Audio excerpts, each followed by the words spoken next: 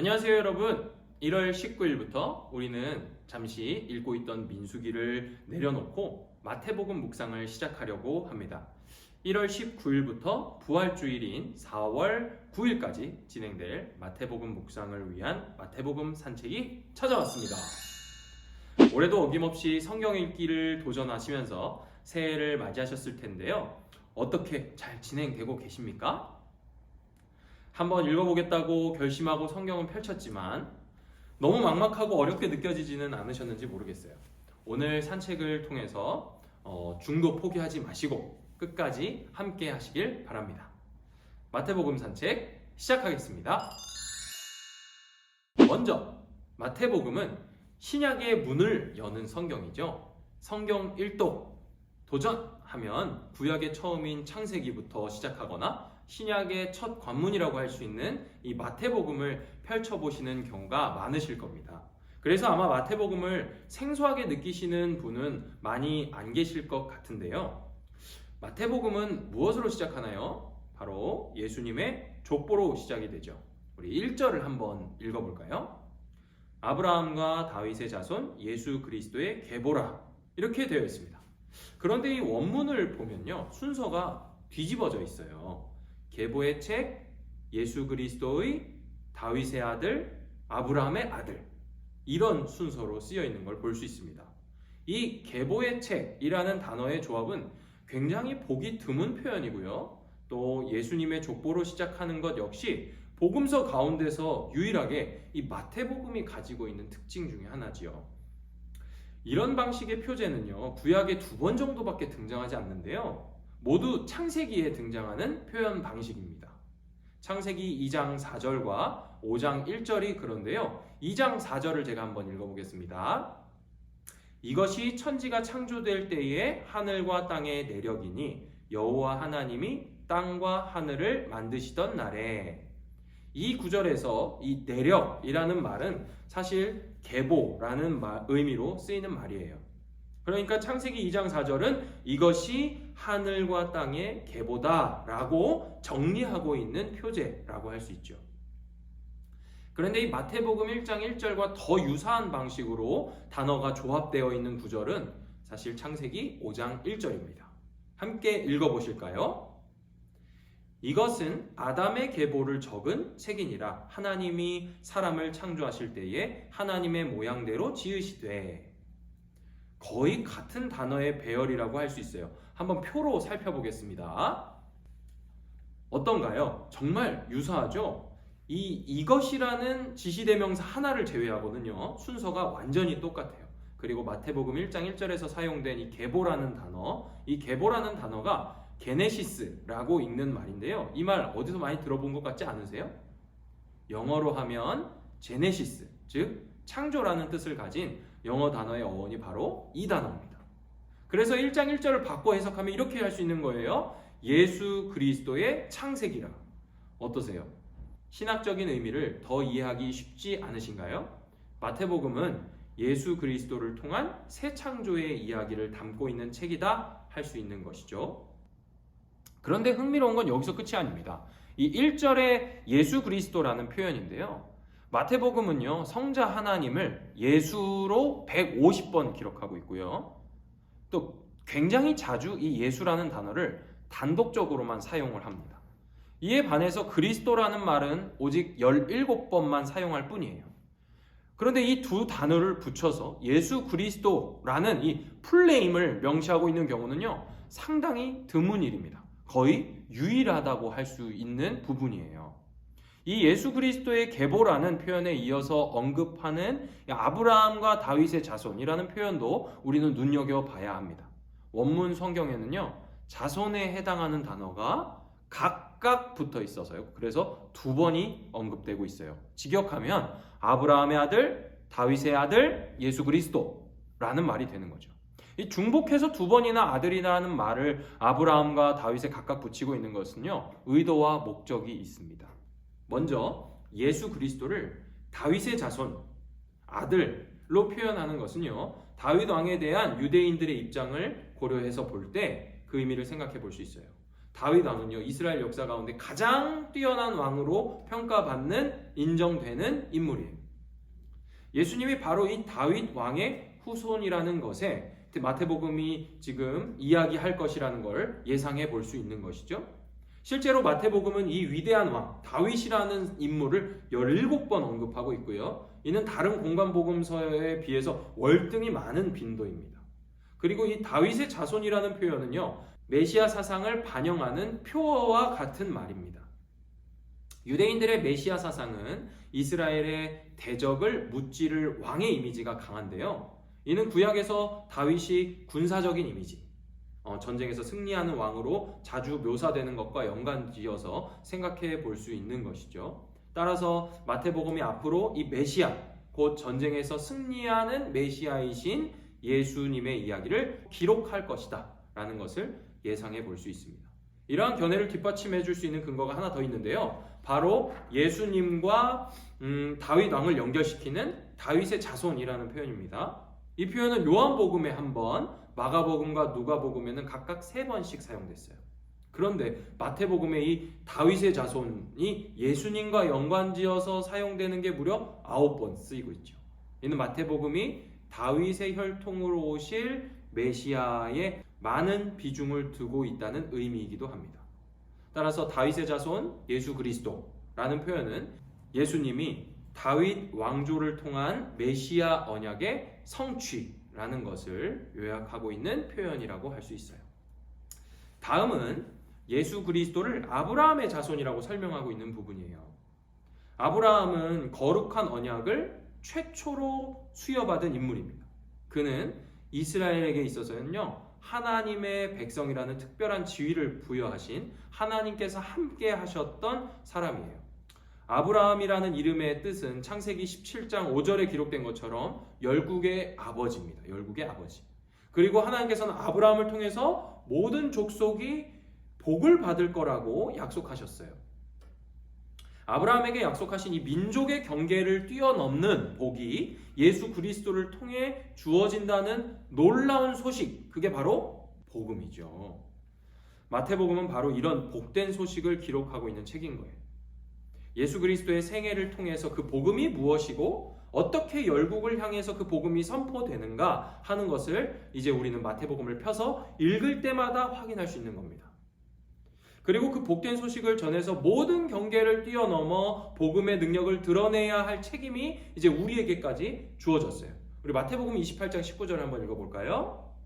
그러므로 너희는 가서 모든 민족을 제자로 삼아 아버지와 아들과 성령의 이름으로 세례를 베풀고, 아브라함에게 약속하신 이 복의 근원이 되는 놀라운 축복이 예수 그리스도 안에서 이루어졌고, 이제 그를 통해서 완성된 그 언약의 성취, 이 복된 소식을 모든 족속에게 전하고 선포하고 가르쳐야 하는 책임이 우리에게까지 주어진 것입니다. 따라서 마태복음은 아브라함이라는 열국의 아비로 시작해서 모든 족속으로 끝나는 책인 겁니다. 이 모든 족속이라는 큰 봉투 안에 담겨진 내용은 바로 예수 그리스도의 삶과 사역인 것이죠. 어떠세요? 마태복음 이제 1절 읽었는데 막 읽고 싶은 생각이 들지 않으십니까? 네, 자세한 내용은 이제 매일 성경을 읽으시고 새벽 예배 통해서 확인하실 수 있겠어요. 그렇지만 이렇게 산책을 끝내기에는 너무 아쉽죠. 저만 아쉬운 건가요? 아니죠? 네. 그래서 이번에는 마태복음 전체가 어떤 내용들로 이루어져 있는지 한번 살펴보려고 합니다. 모든 성경이 그렇지만 성경의 구성을 구분하는 방법은요, 정말 다양해요. 무엇을 기준으로 나누느냐에 따라서 달라지기 때문인데요. 무엇이 정답입니다! 라고 할 수 없이 유익하고 참고할 만한 방법들이 다양하게 있습니다. 저도 한 가지 방식을 소개해 드리려고 하는데요. 이 구분은요, 우리가 가장 믿을 만한 합동신학대학원 신학학 교수를 역임하시고 총장을 지내셨던 조병수 교수님의 제안을 제가 중심으로 해서 소개해 드리려고 합니다. 네, 조병수 교수님은요, 먼저 다양한 구성법을 가르쳐 주시는데 가장 먼저 이 말씀을 마치심에 라는 말로 끝나는 부분까지를 한 단락으로 해서 구분하는 방법을 제시하세요. 그 표를 통해서 보겠습니다. 첫 번째 표입니다. 네, 설교, 종결, 어미를 따라서 구분하는 방법이에요. 보시면 5가지의 설교로 구분이 된다는 겁니다. 첫 번째 부분은 5장에서 7장, 그 다음 10장, 13장, 18장, 25장 모두 다 이 말씀을 마치심에 명하시기를 마치시고 이 모든 비유를 마치신 후에 이 말씀을 마치시고 이 말씀을 다 마치시고 라고 종결되는 단락까지를 한 단락으로 이렇게 해서 구분하는 방법이에요. 흔히 이 산상설교라고 불리는 5에서 7장을 조금 더 자세하게 구분해보면 이 표와 같습니다. 보시죠. 네, 보시면 5장, 6장, 7장 이렇게 세 부분으로 나뉠 수 있는데요. 첫 번째 5장은요. 복 있는 사람의 8가지 특징, 그리고 빛과 소금인 우리의 삶, 또 율법을 새롭게 가르치시는 장면이 5장을 구성하고 있고요. 6장은요. 구제, 그 다음에 기도, 특별히 주기도문이 이 부분에 등장하죠. 그리고 금식에 관해서 이야기하십니다. 그리고 재물에 관한 교훈이 등장을 하고 있죠. 그 다음에 7장은요. 형제에 관한 교훈들, 그리고 신자의 삶, 특별히 말과 행위에 일치되는 삶에 대해서 이제 7장이 이야기하고 있습니다. 이 산상설교라고 불리는 이유는요. 5장 1절에서 산에 올라가 앉으시는 모습으로 시작을 하기 때문이에요. 그리고 8장 1절을 보시면 7장까지 다 끝낸 뒤에 8장 1절을 보시면 예수님께서 산에서 내려오시는 장면으로 이제 8장이 시작됩니다. 그래서 이 5장부터 7장을 예수님께서 산에 올라가셔서 산에 내려오실 때까지 하신 설교다 해서 산상설교라고 부르는 것이죠. 네, 마태복음의 구성의 특징은 이렇게 교훈과 비유 그리고 기적의 이야기가 단락별로 마치 이렇게 블록 쌓듯이 구분되어 있다는 거예요. 그래서 마태복음을 읽다 보면요, 잘 짜여진 어떤 모음집을 보는 것처럼 굉장히 편안합니다. 예수님께서 무슨 말씀을 하셨는지 찾아보기도 편하다는 이 장점이 있습니다. 마태복음을 읽을 때. 그래서 성경을 읽어가실 때 특별히 복음서 가운데 내가 뭘 먼저 읽어야 되냐 했을 때 마태복음 먼저 읽는 것도 정말 좋은 방법이라는 생각이 들어요. 왜냐하면 장소를 따라서 또는 뭐 시간 순서대로 하면은 예수님께서 막 이거 했다 저거 했다 하는 것처럼 보이는데 이렇게 단락별로 블록 쌓듯이 되어 있기 때문이죠. 다음으로 생각해 볼 수 있는 구분 방법은요. 예수님의 활동이 전개되는 이 두 번의 표현을 기준으로 구분하는 방법이에요. 표로 보시면 이렇게 됩니다. 예수님의 인격이 어떻게 이 땅에 오셨는가 하는 부분이 1장 1절부터 4장 16절 세례 요한이 등장하고 하는 그 단락에서 이제 다뤄지고요. 그 다음에 이 두 번의 예수님이 이제 사역을 시작하시는 장면이 등장하는데요. 첫 번째가 예수님의 그 메시아적 선포, 전파하기 시작하셨다라고 하는 이 4장 17절부터 시작해서 16장 20절까지 끝나는 단락입니다. 두 번째 이제 예수님의 사역을 시작하는 장면이 16장 21절에 가르치기 시작하셨다라는 단락으로 시작해서 28장 20절까지를 한 단락으로 보는 구분이에요. 이러한 구분은요, 마태복음의 구조를 간단하게 구분할 수 있다는 장점이 있지만 전체를 세세하게 이해하는 데는 큰 도움을 주지 못한다는 단점이 있습니다. 더욱이 예수님의 인격이라고 구분한 단락에는 예수님의 탄생뿐만이 아니라 세례 요한의 사역도 포함하고 있기 때문에 예수님의 인격 이렇게 대표성을 주기에는 조금 부족한 점이 있죠. 그래서 갈릴리라는 지역을 생각하면서 마태복음을 읽을 때 이 본문은 갈릴리에서 예수님이 활동하신 단락이구나 정도를 알아차릴 수 있는데 도움이 되는 구분 방법입니다.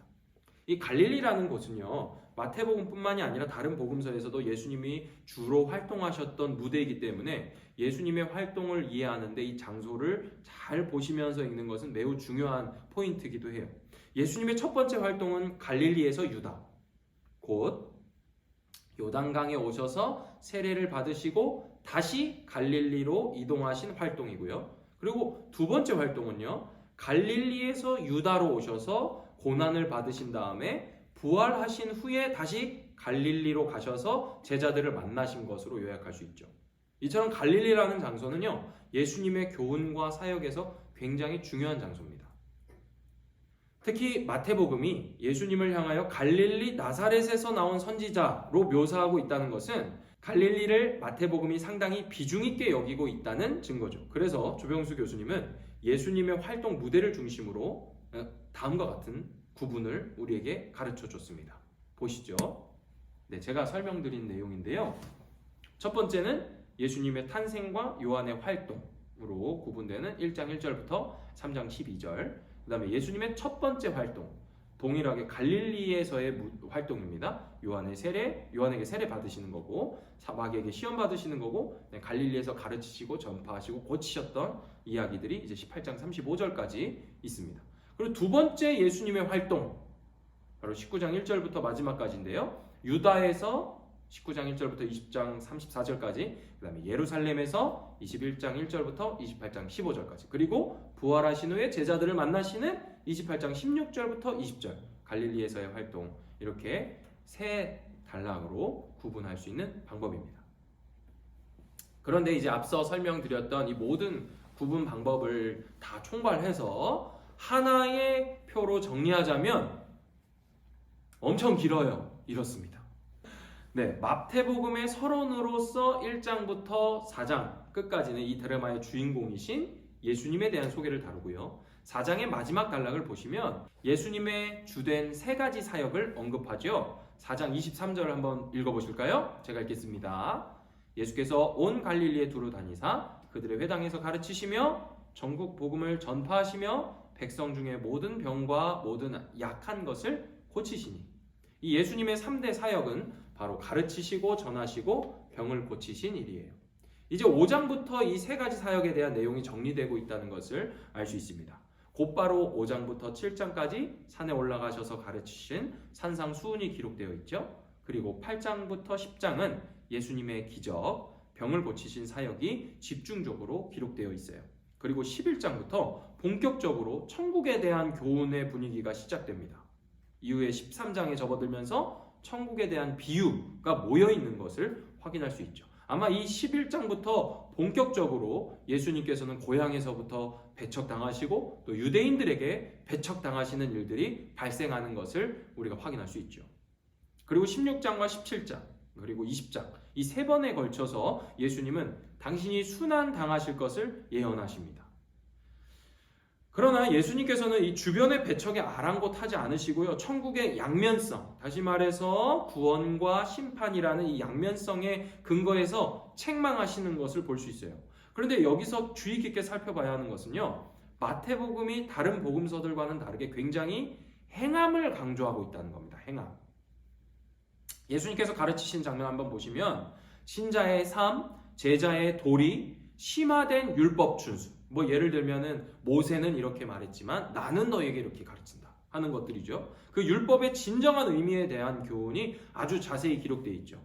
오리를 가자 그러면 심리를 주고 겉옷을 달라 하면 속옷까지 주고 하는 그런 모든 율법을 재해석하시는 장면들입니다. 그리고 마태복음의 종말은 24장과 25장에 취합되어 있어요. 예수님께서는 이 24장과 25장의 비유를 통해서 마지막 날의 이미지를 가르치십니다.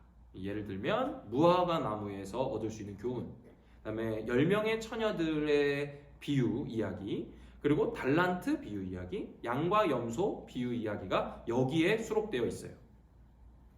그리고 공강복음서가 동일하게 증언하는 예수님의 순환과 부활의 이야기, 어떻게 십자가의 고난을 받으시는지 그 자세한 이야기들이 26장부터 28장까지 아주 세세히 기록되어 있습니다. 네, 이제 거의 다 왔습니다. 마태복음이 지니고 있는 고유한 특징 몇 가지를 소개해 드리려고 하는데요. 이 특징을 알고 마태복음을 읽으시면 그냥 읽으실 때보다는 조금 더 이해하는 데 도움이 되실 것 같습니다. 마태복음은 유대적이면서 동시에 반유대적이에요. 마태복음은 상당히 유대적인 책이에요. 몇 가지 특징이 유대적이라는 사실을 보여주는데요. 첫째는 표현 방식입니다. 한 가지 예를 들어보자면 마가와 누가는 하나님 나라라고 천국을 이야기하는데요. 마태복음은요, 유대 랍비들, 유대 선생님들이 사용하고 있던 하늘나라라는 말을 자주 사용합니다. 또 하늘에 계신 우리 아버지라는 표현을 마가는 딱 한 번, 그리고 누가는 아예 사용하지 않는데 마태복음에는 20회에 걸쳐서 하늘에 계신 우리 아버지, 너희 아버지 이런 표현을 사용하고 있다는 것이죠. 그 밖에도 장로들의 전통에 대해서 마태복음은 자세한 설명을 하지 않습니다. 다른 복음서들은 장로들의 전통이 무엇인지를 조금 더 언급하는 반면에 마태복음은 그렇지 않죠. 두 번째로 유대적인 특징은 족보예요. 족보. 복음서 가운데서 예수님에 관한 족보가 기록된 성경은 마태복음과 누가복음 4개 중에 2개나 족보를 싣고 있는데요. 누가복음은요. 예수님으로부터 시작해서 아담까지 갑니다. 거의 끝까지 가죠. 그리고 역순으로 기록되어 있어요. 근데 마태복음은요, 아브라함이라는 이스라엘의 민족적 조상까지만 기록되어 있는 거죠. 그리고 또 아브라함부터 예수님으로 내려오는 족보예요. 또 성육신하신 이 예수님을 다윗의 씨로 부각하고 있는 것 역시 이 마태복음이라는 책이 유대적인 성격이 강한 책이다라는 것을 보여주는 거예요. 그런데 동시에 반유대적인 특징이 있습니다. 그것은요, 바로 이방 선교를 장려하는 예수님의 가르침을 통해서 알 수 있어요. 민족적인 신앙에 갇혀있던 이 유대인들의 시선을 사마리아와 이방 땅까지 확대하고 있는 예수님의 가르침이 이 점을 잘 드러내주죠. 또한 많은 비유를 통해서 이스라엘의 위치가 이방인과 바뀔 것이다. 엄청난 일이죠. 바뀔 것이다 라는 교훈과 이 민족적 특권에 대한 책망이 마태복음에 두드러지게 등장하는 것이 이 마태복음이 가지고 있는 반유대적인 특징 가운데 하나예요. 두 번째 마태복음의 특징은 그리스도의 이 성취를 강조한다는 겁니다. 그리스도의 성취. 마태복음은요, 복음서 가운데에서뿐 아니라 신약 성경 다른 어떤 책들보다 구약의 인용이 가장 많은 성경책입니다. 구약의 인용을 기술하는 방식도 다양한데요. 예수님께서 가르치실 때 하나님의 말씀을 인용하는 것도 있고요. 또 저자의 나레이션을 통해서 예언을 성취하기 위함이다 라는 해설까지 다양하게 구약에 활용되고 있는 걸 볼 수 있어요. 특별히 구약의 예언 성취를 언급하는 본문을 하나하나 보자면 이렇습니다. 네, 엄청 많죠. 처녀가 잉태하여 아들을 낳으리니 이름을 임마누엘을 하라 하는 이사야 말씀을 인용하는 장면도 있고요. 또 가버나움에서 예수님이 지내셨다 하는 장면도 이사야의 이사야 말씀을 인용하고 있는 것을 우리가 볼 수 있습니다. 또 예수님께서 비유로 많이 말씀하시는 그걸 놓고 비유로 말씀하신 것은 예언을 성취하기 위함이다 라고 해설을 하고 있는 것도 볼 수 있죠. 또 예수님이 나귀를 타고 예루살렘으로 들어가신 장면이나 은 30에 예수님 팔려가시는 것 역시 구약에 있는 말씀이 인용된 부분이라고 할 수 있겠습니다. 그럼 이제 마태복음의 시작 부분에 등장하는 이 동방박사의 이야기를 통해서 마태복음의 맛을 한번 느껴보려고 하는데요. 동방박사 본문 한번 보실까요? 마태복음 2장 1절부터 3절까지만 한번 읽어보도록 하겠습니다. 헤롯 왕 때에 예수께서 유대 베들레헴에서 나심에 동방으로부터 박사들이 예루살렘에 이르러 말하되 유대인의 왕으로 나시니가 어디 계시냐? 우리가 동방에서 그의 별을 보고 그에게 경배하러 왔노라 하니 헤롯 왕과 온 예루살렘이 듣고 소동한지라. 네, 이 본문은 앞서 설명드린 이 마태복음이 지니고 있는 모든 특징들이 다 담겨져 있는 본문이에요. 가장 두드러지는 특징이 바로 예수님의 탄생, 다시 말해서 메시아의 오심을 누가 가장 먼저 발견했습니까? 바로 마리아와 요셉 부모님이니까 당연히 먼저 알았을 거고요.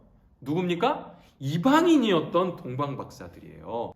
이미 구약의 많은 선지자들을 통해서 예언되었던 이 메시아의 강림을 정작 유대인들은 알지도 못하고 깨닫지도 못하고 있을 때 이방에 있던 박사들, 이 박사들이 밤하늘의 별을 보고 그 별을 따라서 예루살렘까지 경배하러 왔다는 거예요. 이 사실은요, 이 이스라엘이 얼마나 영적인 어둠 가운데 있었는지, 그 영적인 무지 가운데 있었는지를 꼬집고 있는 본문이라고 할 수 있어요. 이 박사라고 번역된 이들은요, 마고이들이었어요. 마고이. 그들은 이방의 사제들, 다시 말해서 종교인들이었습니다. 당시에는 이 땅에서 벌어질 일에 대한 징조를 하늘에서 찾는 것이 일반적이었는데요. 이 사람들, 예수님에 대하여 메시아에 대해서 알지도 못했던 이 사람들이 하늘을 보면서 무슨 생각을 했겠어요? 그들은 이 자신들의 계급에 맞게 굉장히 심오한 생각을 하면서 하늘을 봤을 겁니다. 전쟁, 기근, 재해, 국가적 위기 혹은 우주적인 격변에 대한 생각을 하면서 하늘을 연구했을 거예요. 도대체 이 나라에 언제 기근이 올까? 언제 풍년이 올까? 뭐 이런 아주 중차대한 일들을 생각하면서 하늘의 천체들을 연구하고 있었을 거란 거죠. 어떻게 보면 그들의 삶은요, 이 자기 개인의 운명보다 더 넓은 의미, 우주의 종말을 위한 삶을 살고 있었던 사람이었을 거예요. 그런 그들의 눈앞에 한 별이 나타난 거예요. 어둠이 짙게 깔린 밤에, 한밤중에 가장 깊은 어둠이 우리의 모든 감각을 집어삼킨 그 밤중에 하늘을 밝게 수놓은 그 모든 별들을 뚫고 빛나는 별이 나타나는 거예요. 요즘에는 밤하늘에 별을 볼 일이 별로 없기 때문에 뭐 별 하나만 나타나도 우와 별이다 하겠지만, 그때는요 밤하늘에 무수히 많은 별들이 있었거든요. 근데 그 별의 빛을 뚫고 광채가 나타난 거예요. 이 밤하늘의 강물처럼 흐르는 은하수를 밝히는 별. 그리고 그들은 그 별을 그냥 무심코 넘기지 않았습니다. 무언가 특별한 별로 여겼죠. 마치 이사야 60장 3절의 말씀처럼 이방 가운데 그리스도의 빛을 보고 왕이 떠오르는 광명을 보고 찾아온 것이죠. 하늘을 연구하는 이들이 이 별을 보고 담대히 길을 나설 수 있었던 이유는 이 별의 의미, 이 별의 주인이 세상을 위해 오실 왕이라는 것을 아마 알았기 때문일 겁니다. 사랑하는 여러분, 어둠이 깊어져 갈수록 빛을 향한 갈망은 커지게 되어 있어요. 어쩌면 우리 삶의 가장 큰 슬픔은 그 어둠 그 자체 때문이 아니라 어둠 가운데 있으면서도 눈을 씻고 찾아봐도 빛이 없는 현실, 그 현실이 우리를 더욱 힘들게 만드는 거 아니겠습니까? 더 가슴 아픈 것은 어둠 가운데 있으면서도 빛을 갈구하지 않는 것이죠. 오늘날 우리는 어둠 가운데서 빛으로 오신 그리스도를 향한 갈망이 얼마나 있습니까? 우리가 살고 있는 현실을, 이 비참한 현실 속에서 우리는 왕으로 오신 예수 그리스도를 얼마나 찾고 얼마나 구하고 얼마나 따라가고 있습니까? 마태복음은 바로 이 동방 박사들의 발걸음으로 시작을 해요. 이 동방의 박사들이 갈망했던 빛이신 메시아, 그 메시아가 이 땅에서 무슨 일을 하셨는지, 그리고 그 마태복음을 묵상하시면서 우리를 위해 하신 하나님의 위대하신 역사를 마주하시길 진심으로 바라겠습니다. 예, 여러분, 오늘 산책 어떠셨습니까? 오늘 제가 이 산책을 마치면서 책 하나를 소개해 드리려고 합니다. 묵상하는 것도 버거운데 무슨 책이냐 하실 수 있는데요. 제가 영상을 준비하면서 가장 고민을 하는 부분은 어떻게 하면 이 공부가 공부처럼 느껴지지 않을 수 있을까 하는 건데요. 제가 책 하나를 발견했어요. 바로 김기성 목사님의 마태와 함께 예수를 따라 라는 책입니다. 이 부제가 김기성 목사의 마태복음 산책이에요. 컨셉이 겹치죠. 우리가 식사하고 이게 산책을 하는 이유는요, 먹은 거를 잘 소화시키기 위해서, 그래서 내게 공급된 영양소가 잘 흡수되고 또 활력이 되도록 하기 위해서 이 산책을 하지 않습니까? 근데 우리가 이게 산책을 해야 되는데 마치 행군하듯이 군장을 쥐고 전투화를 신고 소총을 들고 가면 얼마 못 가서 지쳐 쓰러지죠. 그러니까 여러분, 산책하는 마음으로 가볍게 읽으실 수 있는 이 책을 소개해 드릴게요. 그렇다고 결코 이 책이 가볍지만은 않습니다. 감동이 있고 은혜가 넘치는 책이니까요. 관심 있는 분들께서는 구비하셔서 묵상을 하시면 큰 도움을 받으실 것 같습니다. 예, 사랑하는 은평의 모든 성도 여러분, 마태복음 묵상 부활절까지 지치지 마시고 힘내셔서 완주하시길 제가 함께 응원하겠습니다. 그럼 다음 영상에서 만나겠습니다. 샬롬!